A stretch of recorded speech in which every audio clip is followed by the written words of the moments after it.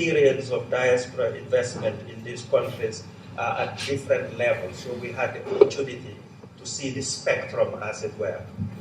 Our topic was promoting financial inclusion and literacy. And the subtopic was from policy to diaspora investment. My notes are divided in three parts. That is, they're not specifically just all recommendations, but recommendations and observations, because we're not too sure whether some of it qualify as recommendations. The first part is really around strategy. The second part is the policy investment journey. And the third part are specific activities, examples of, as it were. On the strategy, almost all of the countries had either comprehensive strategy or bits of strategy, with Sierra Leone expressing interest in having their strategy formalized. And all of these countries, of course, had the support of the ACP-EU sort of dialogue. I invited Kenya. The government representative was not there, but we invited the Kenya Commercial Bank to make a presentation, and their input was relevant, and you would hear as it's reflected in the activities.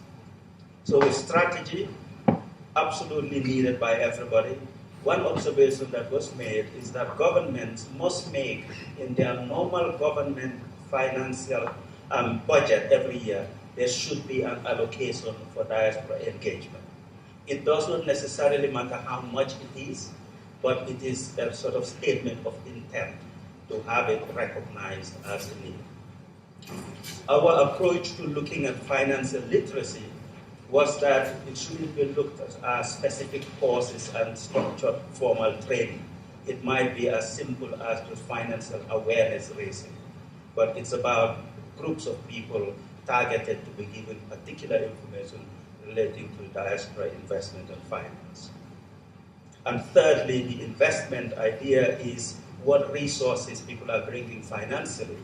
But we made a note on the strategy because many of the countries, at least two, particularly talked about investment beyond just financial products. They talked about social investment, skills investment.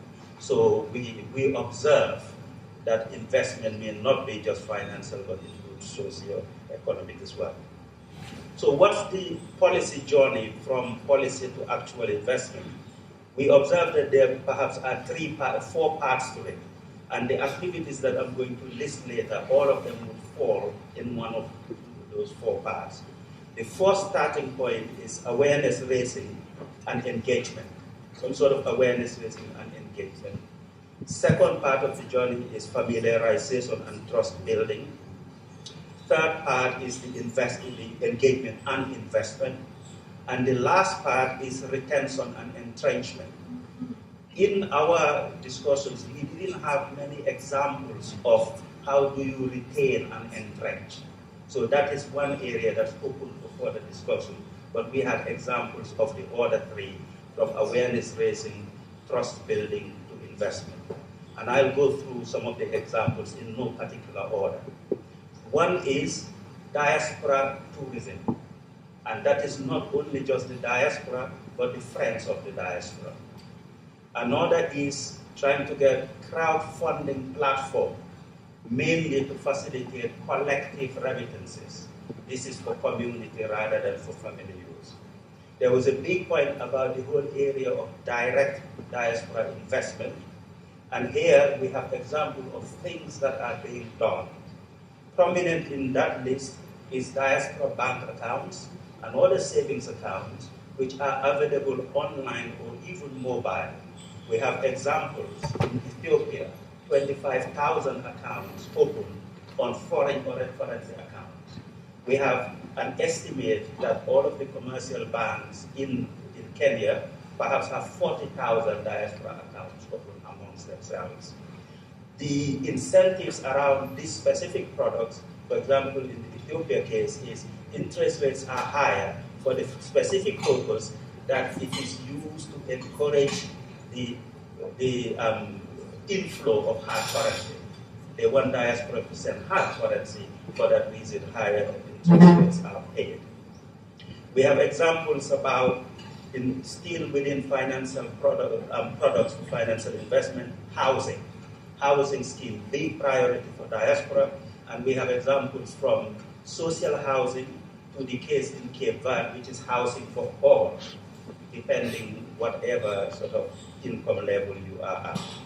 We have seen several countries express interest in diaspora bonds. Of course, Ethiopia have their unique form of diaspora bond, but it is on the agenda of what people want to do or have done in some way.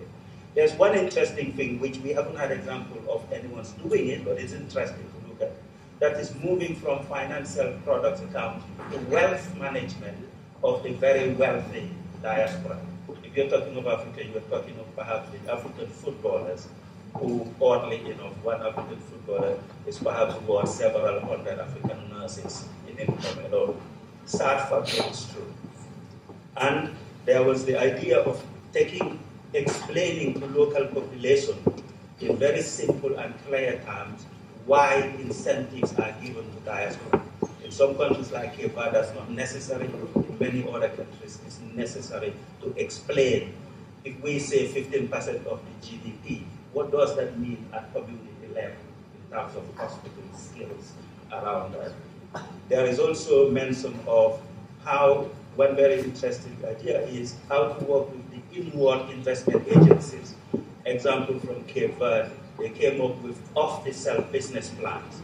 Clear businesses to say, we want investment in this area. Here it is, if the diaspora is interested in investing. Thank you very much.